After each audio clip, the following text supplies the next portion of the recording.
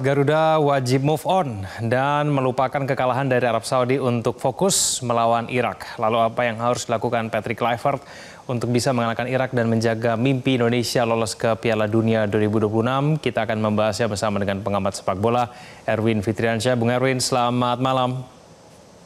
Selamat malam Mas Egan, selamat malam pemirsa Metro TV. Maaf saya lagi di jalan. Nggak apa-apa Bung Erwin, terima kasih atas waktunya. Bung Erwin, ini laga melawan Irak ini laga hidup dan mati ya. Tapi kalau di atas kertas, apakah mengalahkan Irak ini lebih sulit dibandingkan mengalahkan Arab Saudi sebetulnya? Indonesia pernah bertemu Irak di round 2 dan 2 kali main itu kalah 1-5 di Basra di Irak dan kalah juga 0-2 di Jakarta. Cuma kan waktu itu sudah cukup lama ya, dari tahun 2024 awal ya, dan di 2 pertandingan itu kan pemain Indonesia belum selengkap sekarang, belum ada Ole, belum ada Kevin Dix, belum ada Martin Pas, ya, belum ada Joey Pelupesi, jadi kekuatannya sudah jauh berbeda. Tapi kalau dilihat bahwa pertandingan Indonesia lawan Arab itu skornya tipis, Indonesia punya peluang. Karena kan dengan pemain-pemain yang apalagi kalau tadi disebut Calvin Verdong sama Ole Romani sudah bisa fit, sudah bisa tampil ya. Entah itu bisa tampil 90 menit atau tidak, tapi kalau misalnya mereka bisa tampil itu akan menjadi sebuah tambahan kekuatan yang besar ya dibandingkan dengan menghadapi lawan Arab Saudi ketika Calvin nggak bisa main, Ole juga mainnya di babak kedua.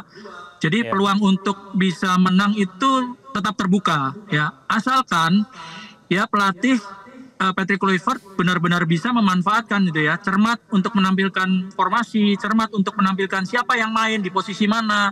Kan itu yang harus dievaluasi dari pertandingan pertama kemarin. Ya, apakah artinya Patrick Kluivert ini nggak usahlah coba-coba lagi gitu, nggak usahlah memasukkan pemain-pemain yang kemudian membuat supporter tim sepak bola itu bertanya-tanya begitu, kenapa kok ini main di posisi yang tidak aslinya, lalu kenapa itu begitu, harus begitu atau bagaimana Bung Erwin?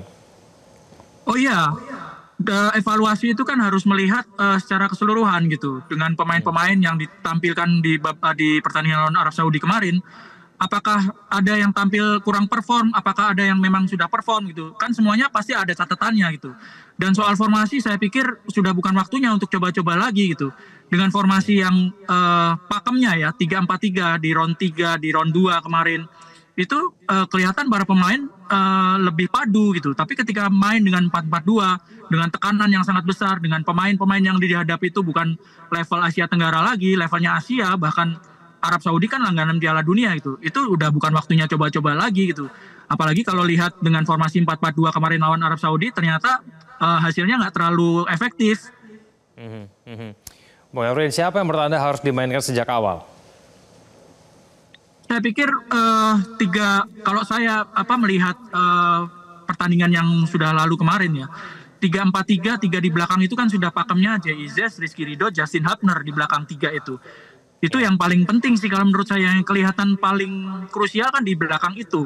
Lalu di back sayap di kanan kirinya kalau Calvin Verdong kiri bisa main sangat bagus, di kanannya masih ada Kevin Dix, masih ada juga Sandy Walsh yang bisa dimainkan di situ gitu. Yang memang pemain asli posisi di bek kanan. Kemarin kan Yaakob Sayuri yang dimainkan di bek kanan, padahal Yaakob Sayuri itu kan merupakan pemain penyerang sayap kanan gitu, baik di klub maupun di era pelatih SDY, dia nggak pernah atau jarang sekali main di posisi bek kanan.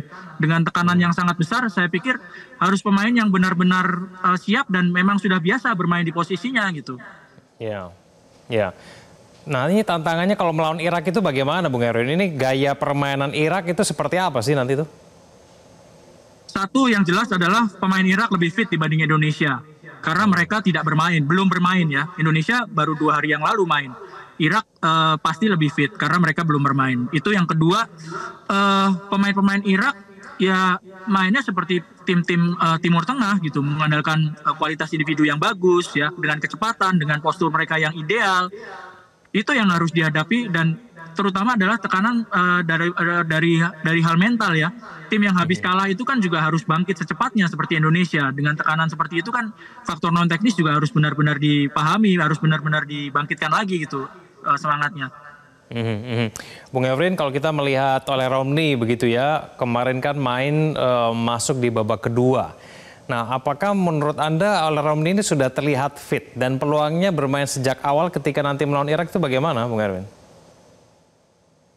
Kalau dimainkan sejak awal kita belum tahu ya, hanya kondisi dari Ole Romani yang paling tahu kan dia dan tim pelatih gitu. Kalau dilihat dari kemarin dia sudah main di babak kedua, dan ketika dia main itu kelihatan para pemain Arab Saudi juga kelihatan tertekan ya, nggak seperti ketika dia belum bermain gitu. Saya pikir kehadiran Ole sangat besar pengaruhnya. Entah itu nanti bisa main dari starter, main full, atau main sebagai pemain yang harus diganti atau sebagai pemain pengganti. Ole ketika ada di lapangan itu akan membawa pengaruh yang cukup besar. Secara teknis dia sangat bagus ya. Secara non teknis pun juga kehadiran dia pasti juga akan membuat pemain lawan tidak berani untuk meremehkan gitu. Bagaimana dengan Calvin Verdong, Bung Erwin? Kemarin juga disayangkan tidak bisa bermain. Apakah kalau Verdong dimainkan ini juga berdampak signifikan terhadap permainan timnas? Calvin Verdong itu main di Lille di Liga Prancis dan klubnya sekarang ada di papan atas dan dia adalah pemain starter reguler bermain di Liga Prancis. Lawan-lawannya ya PSG, Monaco, ya Marseille, itu tim-tim besar, tim-tim yang level Eropa. Sehingga kehadiran Verdong, kalau misalnya dia bisa bermain, akan tentu akan membawa manfaat yang sangat banyak gitu ya. Karena memang di posisi back sayap kiri atau kalaupun dia dimainkan di posisi left center back di sampingnya Jay itu dia sangat capable gitu untuk bermain di posisi itu dengan pengalamannya di Eropa, dengan kualitas individunya yang bagus. Tentu membawa pengaruh yang sangat positif untuk tim Indonesia gitu. Nah, berbicara mengenai peluang, Bung Erwin, kita kan tidak hanya sekedar menang ya, kalau bisa memiliki selisih gol yang cukup signifikan supaya kemudian kita punya peluang untuk lolos langsung itu lebih cepat begitu. Nah, menurut Anda peluang kita akan seperti apa kalau kita misalnya mau menang melawan Irak dengan selisih gol 2 begitu, bagaimana?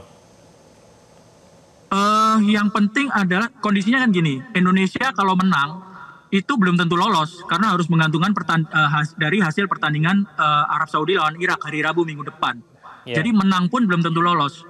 Tapi yang harus diingat, yang harus ada di mindset pemain, pelatih itu adalah pokoknya menang aja dulu, ya. Skornya 1-0, 2-0, 2-1 atau 3-0 itu belakangan. Tapi kalau mindsetnya itu menang, tentu akan masuk ke lapangan itu juga dengan target kemenangan gitu ya. Nggak mikir bahwa menang belum tentu lolos gitu. Tapi yang jelas harus menang dulu. Itu mindset yang perlu ditanamkan sih.